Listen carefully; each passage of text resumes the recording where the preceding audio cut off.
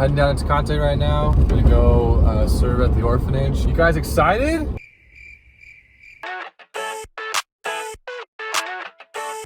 I never thought I'd feel like this.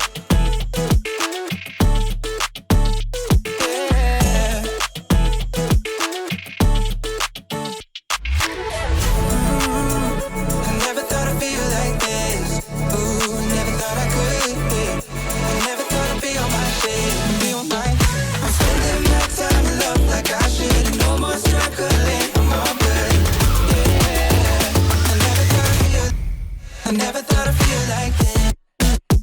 Feel like, feel like this. Feel like, I never thought I'd feel like this.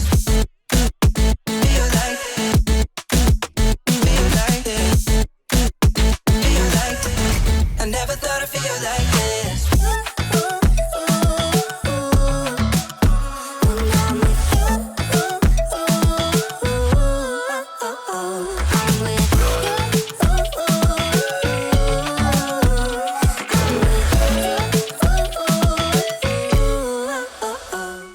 How's the food here? It's great! Last night I got to go to this house. We got to pray for a lot of people, even me.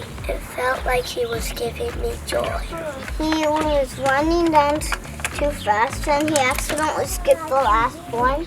Then he tripped on the sand. His knee got bleeding and his ankle twisted. So what did you do? I prayed. And what happened? It was better. When we were picking up trash for somebody, their daughter, she was separated from her husband, and me and Micah got to pray for that. Her thumb and her whole shoulder and arm was hurting for 2 months, so we prayed for it, and at the beginning it was still healing, so we prayed for it one more time, and the whole thing was almost healed. It was really cool. So when we went to our community groups, they were talking about backpacks and rocks, and I remember when my student counselor at school told me that she had a big backpack full of rocks, and they were heavy, and then we took the rocks out and everybody took turns, and the rocks had critical words on them, and then we told the opposite of that. So when we put the opposite words onto the rocks, she put the rocks back in the backpack, and she said they were light as a feather. Alright, so today we did trash mercy, and we went on this one street, and there was this guy, he's an older man, and when we walked in, he was greeted us really warmly, and he was giving us hugs, and I mean it just really struck me because his living condition wasn't ideal, and it wasn't amazing, and I was just struck by how much joy this man had, and I feel like I could see Christ through him, and I just it was just a moment for me where I was really I don't know, he just had so much joy, and it was really wonderful to see that. I feel like I'm getting braver in doing things and talking to people and praying for people. Today when I was passing out toys and stuff, I got to know more people and stuff, and it's nicer to know people and have be able to do stuff too. Today was really good. I've just been thinking about the different ways we can serve people and how that can look completely different every time. It struck me today that manual labor and working hard and sweating can be servitude to other people, and it just struck me how cool an opportunity that is, especially on a mission trip, that we just got to do work projects for the mission that is really just practical gifts from God for the mission. What took 40 people to do in about 3 hours would have taken 2 or 3 guys a week or something like that. So it just I was just thinking about what a gift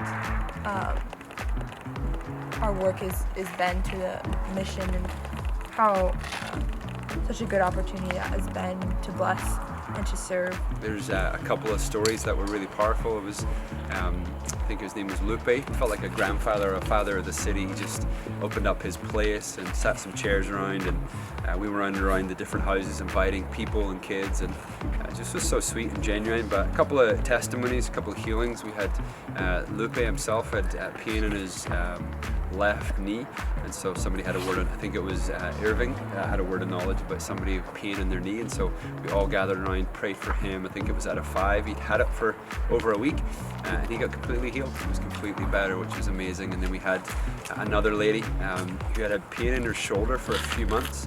It was really hurting her, and it was a pain about an 8, and it had been that way for a few months.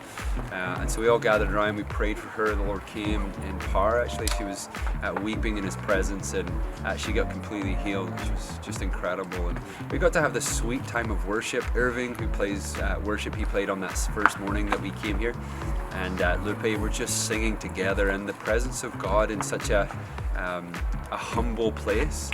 You know, as we gathered around, as we worshipped, I didn't know, kind of roughly knew the version in English and sang along, but the presence of God was so tangible and so beautiful. And so last time we went to one of the houses, actually the house of the gentleman who was hosting the meeting. His name is Fortunato, and his wife Amira. And then we asked how we can pray for you guys. And Amira, his wife, said she'd been feeling his numbness on her right hand. And she asked us to pray for her. And then we prayed, and somehow a few minutes later she felt well. She was able to move her arm and fingers. We spent some time together. They were so welcoming, and it felt really great. Asking about the treasures, I thought I heard the word daughter, but I thought that was too vague, so I just pushed it aside. And when we went out with people, both the people that we prayed for asked for prayer for their daughters. So I thought that was super cool, and it was encouraging for me to next time to step out and take a risk instead of just pushing it aside. Our team this afternoon we did trash with their treasures. It was a theme of pink and purple, and I was like, we're not gonna see pink and that seems so flamboyant colors because everything seems so dark, you know. And we played for a lady with a pink shirt, another girl with a pink shirt, a house that was purple, and then we saw a pink car and said we should have prayed for that car, but it was going. When we were sharing for one of the houses, I was letting other people pray while I was talking to some of the one of the boys at one of the houses. He was probably 4. It was really cool because we were similar to Ella. We were having such a good time, but not able to communicate with each other. So we were just playing frisbee about 3 feet from each other, just throwing a disc around, just having fun, dropping the disc because we're really bad at frisbee. So we were playing for a while, and then I got to pray for him a little bit and just bless him and his family. And I thought it was really cool just to see what you can do with people without being able to talk to them at all.